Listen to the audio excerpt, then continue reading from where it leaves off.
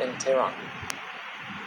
On the 10th day of the renewed conflict, the United States and Conrad posts were once again targeted by the United States. These posts are regarded as Iran's economic lifeline. So what we're seeing through these systemic attacks going after the Iranian civilian and commercial infrastructure, the United States is not only aiming to degrade the IRGC's capacity, military capacity, but also trying to cripple Iranian economy here. But that has not changed Iran's position regarding the Strait of Hormuz. So the IRGC is saying that the two ships that were attempting to pass through the Strait of Hormuz suffered massive fires following the explosions. So in the statement, it's not clear whether the IRGC directly hit these ships or whether these ships were hit by the sea mines that were laid by the IRGC in the sea.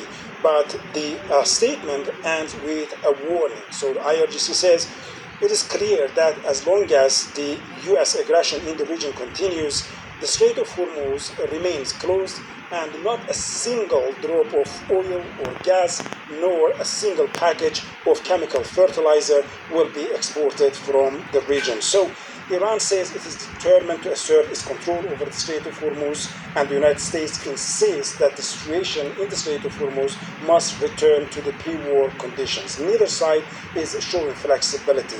And that huge gap on Tuesday evening for the return of the bodies, that service has now been postponed until a later date. Scheduling issues, says the White House.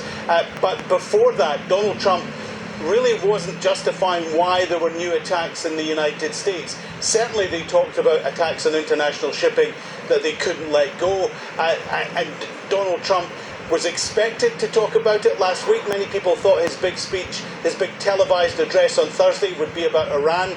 In the end, it wasn't. So he hasn't really kind of sold this to the American people much beyond they killed 3 Americans, therefore we have to avenge their deaths. Okay, so while all of this is happening, Alan, you also have a U.S. official telling Al Jazeera that there are still talks with Iran that are taking place in the background.